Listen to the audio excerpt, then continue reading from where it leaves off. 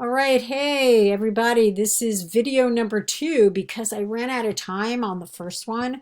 So what I want to show you guys is my syllabus. Okay, let's see if I can show you here. So what you see here, there's a lot of information on the syllabus. Bear with me. Right over here, there's the date and time of when I'm going to be teaching. It's going to be 1 day a week. Also, my name, credentials, my contact information, whether it's email, and my cell. I also included their resources if they need any help, whether through the help desk or any kind of academic support, some writing skills, and that email. I think that's pretty important.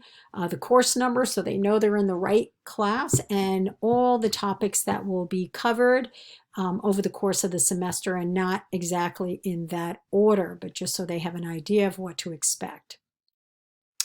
I also included the requirements that they are expected to complete, 2 case studies, 10 quizzes, midterm, and final exam. And as you can see, I also put a value next to each of these things. The required textbook and the American Psychological Association. This is the publication from Manual of American.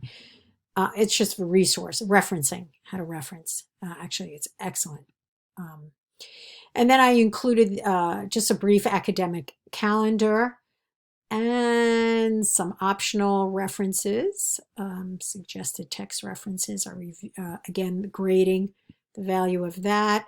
More references. I included the value of each of these letter grades and some other information. And what's really important for the students, and I'm going to scroll down every week, the topic that I'll be covering, when the quizzes will be, when the midterm, when the final, and when the case studies are due. And then I also included right over here another table, the synchronous platform, which I'm going to be doing. I'm not doing asynchronous, and how to access dates and time.